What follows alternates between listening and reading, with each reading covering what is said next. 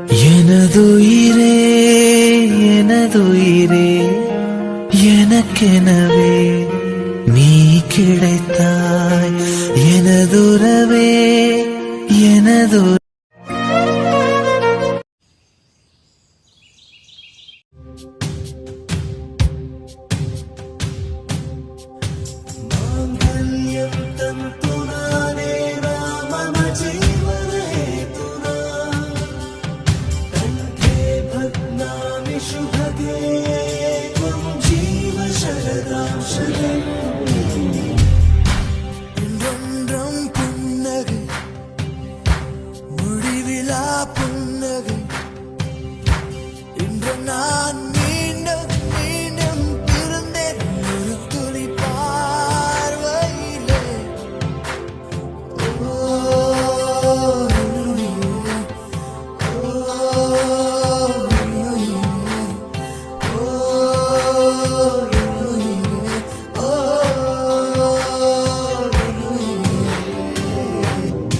ஐஸ்வர்யா ஆரத்தி எடுத்துருமா.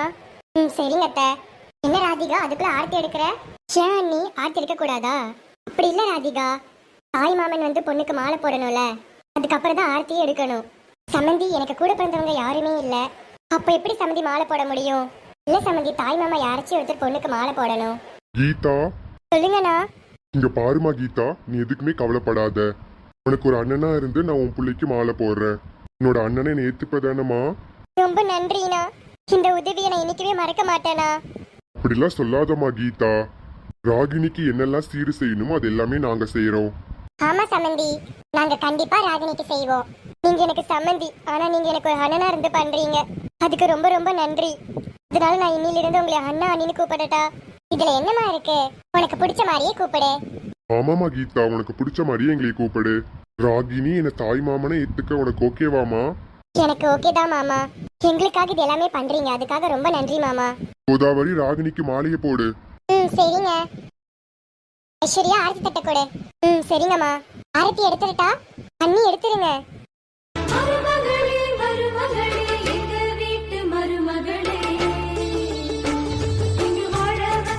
எல்லாரும் உள்ள போங்க. மாப்பிள்ள வாங்க. வாங்க மாப்பிள்ள. அத்தை ஆரத்தி எடுத்துடலாமா? என்னங்க, மாப்பிளைக்கு மாலையை போடுங்க. சரி கீதா. தீபிகா ஆரத்தி எடுமா. சரிங்க அத்தை.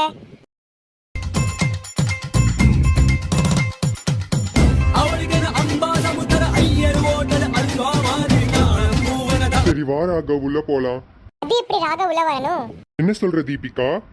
என்ன ராகவ், நான் உனக்கு ஆரத்தி எடுத்திருக்கேன், நீ எதுவுமே தராம போற. என்ன வேணும் தீபிகா? ராகவ் ஆரத்தி எடுத்தா எடுத்து தரணும். இந்தா தீபிகா. செய்னா. ஆமா தீபிகா, எனக்காக நீ ஆர்த்தில எடுக்கிறல, அதனாலதான் என்னோட அன்பு பரிசு.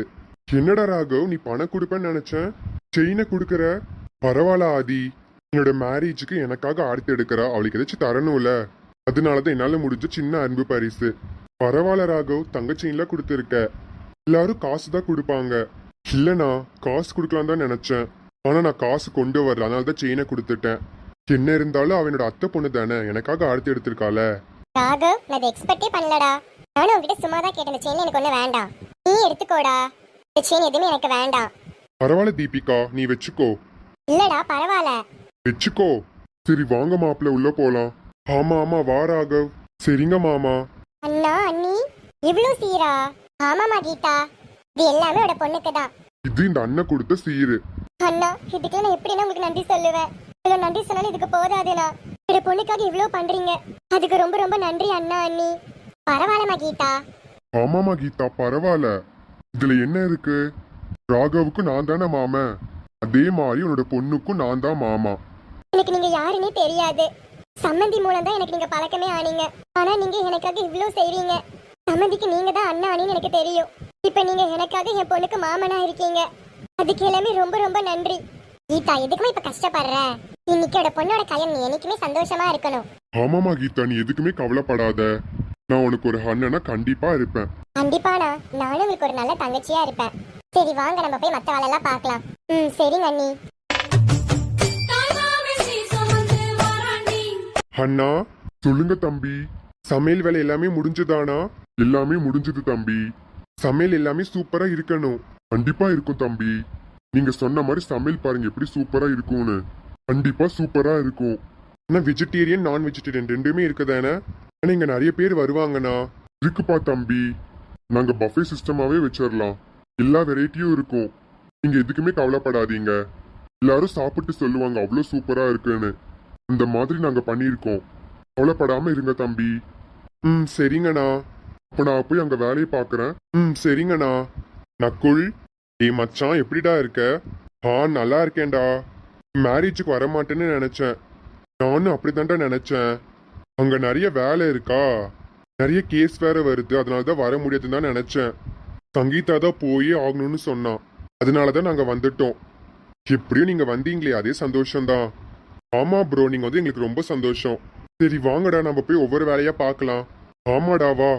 யாஷிகா அக்கா வாங்க. சங்கீதா வாடி. அக்கா வாங்கக்கா. சங்கீதா வாமா. கங்க்ராட்ஸ் ராகினி. தேங்க்ஸ்க்கா. கங்க்ராட்ஸ் ராகினி. தேங்க்யூக்கா. ராகினி இதாமா உன் கல்யாண புடவை. இது இல்லக்கா, இன்னொரு புடவை இருக்கு. இதுதான்க்கா முகூர்த்த புடவை. ஆமா ராகினி, முகூர்த்த புடவை கட்டிட்டு வாமா. ஏன்னா நீ அந்த புடவை கட்டிட்டு மணமேடிக்கு போகணும். ஆமா ராகினி. சரிங்கக்கா கட்டுறேன். ராகினிக்கு ஒரே ஜாலி தான். இதுக்கப்புறம் ஒரு ஹாப்பியான லைஃப்ல வாழ போற. ஏன்க்கா நீங்க வேற? ஹாப்பியா தான் இருப்பேன், இல்லைன்னு சொல்லல.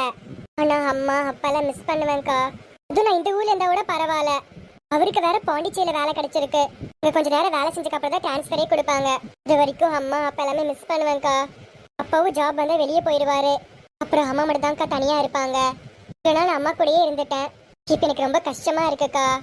அதெல்லாம் எல்லாமே உண்மைதாமா ராகினி. ஆனா என்ன பண்றது, பொண்ணா பிறந்தாலே இன்னொரு வீட்டுக்கு போய் தானே ஆகணும். ஆமா சங்கீதா, நீ கரெக்டா தான் சொல்ற. பொண்ணா பிறந்தாலே நம்ம இன்னொரு வீட்டுக்கு போய் தான் ஆகணும். நம்ம போற வீட்டுக்கு ஒரு மருமகளா இல்லாம ஒரு மகளா இருக்கணும். இந்த கடமைகள் பொறுப்புகள் எல்லாமே நம்ம தலையில தான் வரும். ஏன்னா நாம தான் இந்த வீட்டோட மருமக. அதனால எல்லா பொறுப்புமே நம்ம மேலதான் இருக்கும். அன்னைக்கு சொன்னல ராகினி. ஆமாக்கா ஞாபகம் இருக்கு. கண்டிப்பா மருமகளா இல்லாம ஒரு மகளா கண்டிப்பா இருப்பேன்க்கா. ஏன்னா அத்தைங்க கூட வராங்கன்னு நினைக்கிறேன். அத்தை மட்டும் வரல அவ்வளோதான். ராகினிக்கு ஒரே ஜாலி தான். அப்படிதானே ராகினி? போங்கக்கா நீங்க வேற. இதெல்லாம் அப்படிதான். இங்க பாருமா ராகினி, கல்யாணம் முடிஞ்சு ஒரு மாசம் நல்லதான் இருப்பாங்க. அதுக்கப்புறம் தான் தெரியும் அவங்களோட உண்மையான முகமே. எல்லாரும் அந்த மாதிரி இருக்க மாட்டாங்க. ஒரு சில பேர் அந்த மாதிரி இருப்பாங்க. மற்றபடி எல்லாமே தங்கமானவங்க தான். நீதான் ராகினி ராகவும் கைக்குள்ள வச்சுக்கணும். என்னக்கா சொல்றீங்க? ஆமாமா ராகினி, நீ என்ன சொன்னாலும் ராகவ் கேட்கணும்.